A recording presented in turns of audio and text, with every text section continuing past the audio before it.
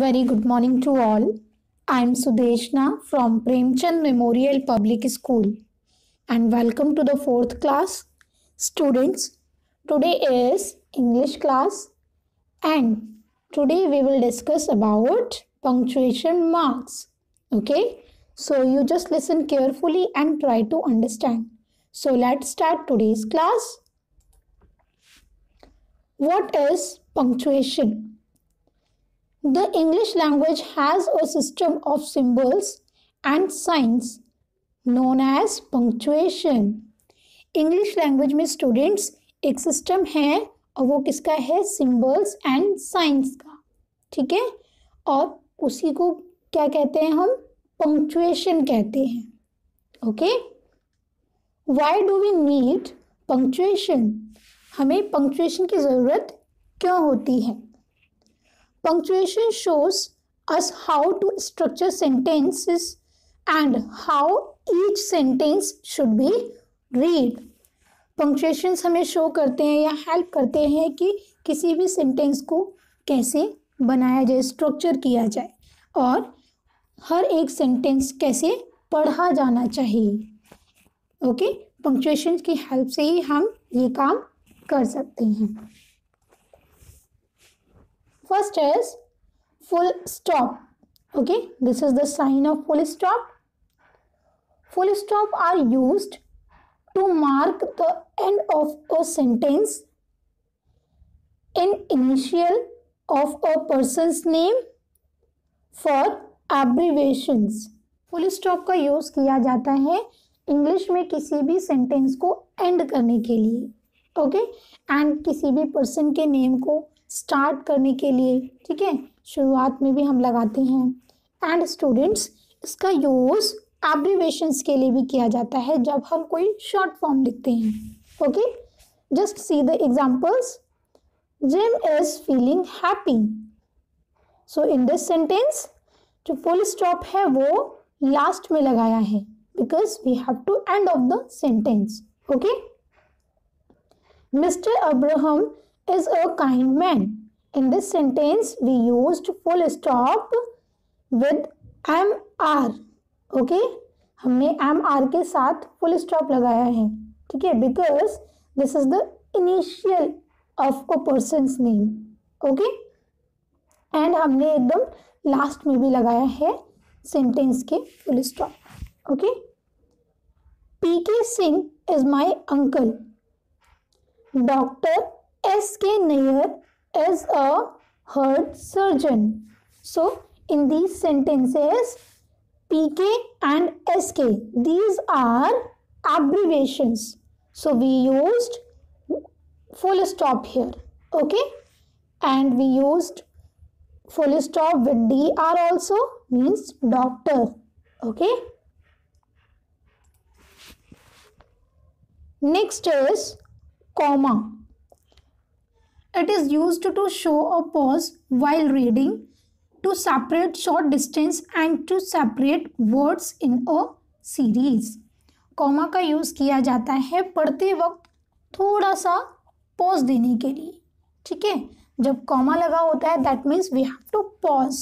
Okay, हमें वहाँ पर थोड़ा सा रुकना है, पॉज होना है. See the examples. He went home, he had his meal and then read a book. So in this sentence students we used comma after home word. Okay, हमने home word के बाद comma यूज़ किया है because यहाँ पर ये एक छोटा सा sentence है, right? and इसके बाद फिर एक sentence start हो रहा है. Okay, तो हमें यहाँ पर हल्का सा pause देना है, रुकना है. He went home, he had his meal and then read a book. Okay, see the next example. My mother bought apples, oranges and grapes from the market. Here we are giving pause to separate word series. Okay, हम words के जो series हैं उनको separate कर रहे हैं. My mother bought apples, oranges and grapes. Okay, actually I quite enjoyed it. We saw lions, elephants and monkeys in the zoo. Okay, students. Next is question mark, and this is the sign of question mark. Okay. Question mark is used at the end of every question. Question mark का use किया जाता है हर एक question के end में. Okay, see the examples. Who is that girl? Okay, so because in this sentence we are asking question, right? हम question पूछ रहे हैं, so we have used question mark here. Okay, at the end of the sentence. Okay, see the next. Why did you do that? How old are you? When will the holidays begin? Where are you going? Okay, so in these sentences, we used question mark to ask question. Okay. Next is exclamation mark. This is the sign of exclamation mark. Okay. This is used with sentences or words which show sudden emotion, surprise, pain or anger. Exclamation mark का use किया जाता है sentences और words के साथ जब हमें कोई sudden emotion निकलता है हमारे अंदर से, right? कोई sudden emotion है या कोई surprise है, जब हम उस टाइम पर जो sentence या words बोलते हैं तब हम एक्सक्लेमेशन मार्क का यूज करते हैं. So see the example. What a beautiful dress it is. So in this sentence we have put exclamation mark at the end of the sentence. Okay, because यहाँ पर क्या हुआ है, किसी ने एक ड्रेस देखी है बहुत सुंदर सी और सडनली उसने बोला है what a beautiful dress it is, right? See the next one. Ouch! That water is burning hot. In this sentence, ouch is the pain word. Okay, यहाँ पर क्या हो रहा है, ouch के जरिए हम अपने पेन को एक्सप्रेस कर रहे हैं. Okay, so we used exclamation mark with ouch word. Okay, I love mango ice cream.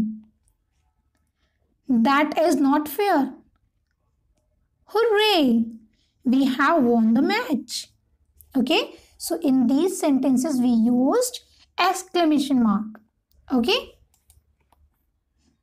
Next is apostrophe. This is the sign of apostrophe. Okay. This is used to show possession or ownership. इसका use possession और ownership दिखाने के लिए भी use किया जाता है sentences में. ओके, मतलब अपना अधिकार दिखाने के लिए. Okay, it is also used in shortened forms of words called contractions. Okay, इसका यूज शॉर्टेंड के लिए भी किया जाता है जब हम वर्ड्स को थोड़ा बड़ा होता है मगर हम उसको थोड़ा छोटा करके लिख देते हैं. ओके, और उन वर्ड्स को क्या कहते हैं, कॉन्ट्रैक्शंस कहते हैं. In a contraction, the apostrophe is used where letters have been omitted. और construction में हम apostrophe को कहाँ यूज करते हैं, जहाँ पर letters को omit किया जाता है. omit मतलब गायब किया जाता है, ठीक है, या हम उसे खत्म कर देते हैं. Okay, see the example. This is Usha's umbrella. So in this sentence, students, umbrella belongs to Usha. Okay, umbrella किससे belong करता है, उषा से. मतलब यहाँ पर क्या शो हो रहा है, पोसेशन शो हो रही है.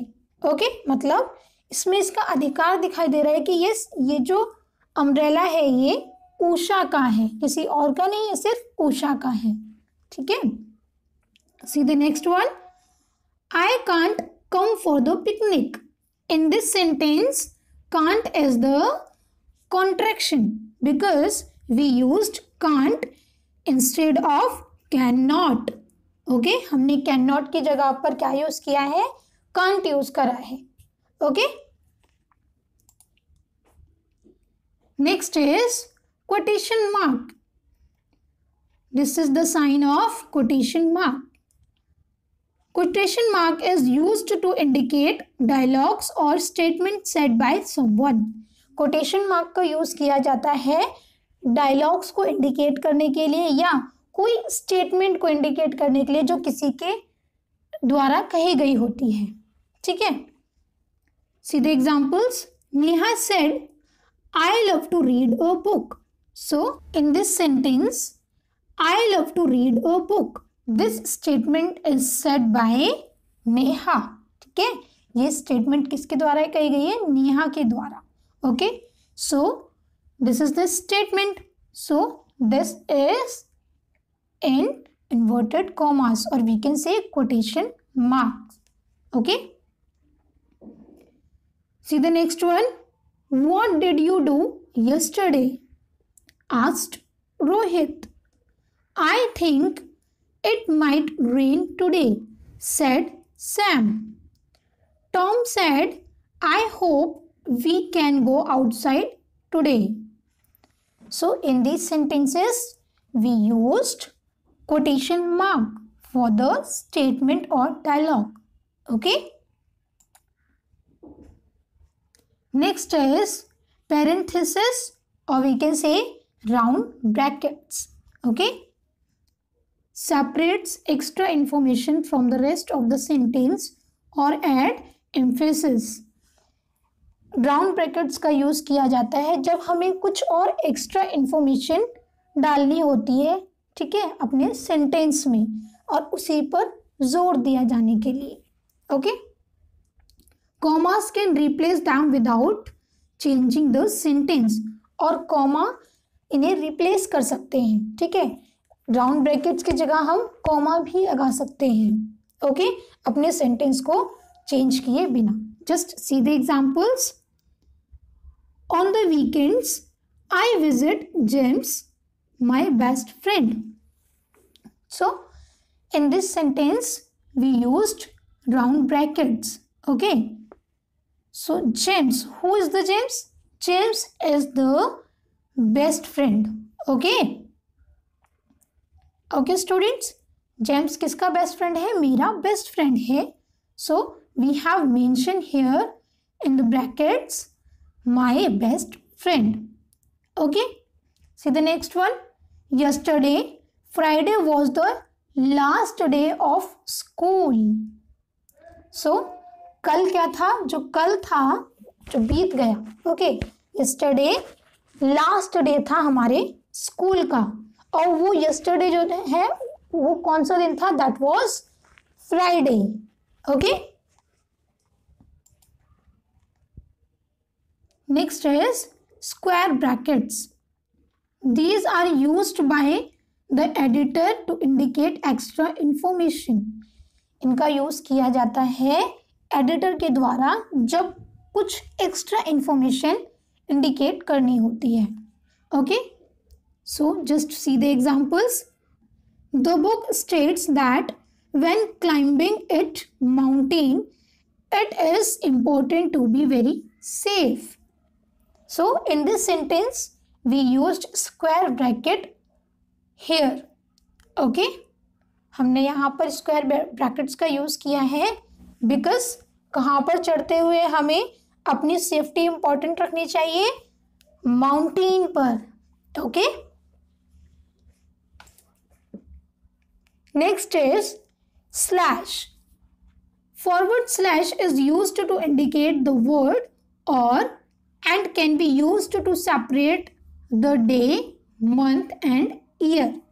स्लैश का यूज किया जाता है स्टूडेंट्स और के लिए। ठीक है, जो हम हिंदी में या बोलते हैं, ओके, इंग्लिश में हम और बोलते हैं, तो और की जगह हम क्या यूज कर लेते हैं, स्लैश यूज कर लेते हैं। और इसका यूज किया जा सकता है डे, मंथ एंड ईयर को सेपरेट करने के लिए। ओके, जब हम डेट लिखते हैं। Okay, so just see the examples. Please explain to the lawyer when he or she arrives. Okay, so we used slash between he and she. Okay, तो because हमें नहीं पता कि वो ही है या she है. Okay, तो that's why we used here slash. Okay, कि इनमें से कोई भी एक हो सकता है. See the next one. The date today is 01/02/2017. आज क्या डेट है?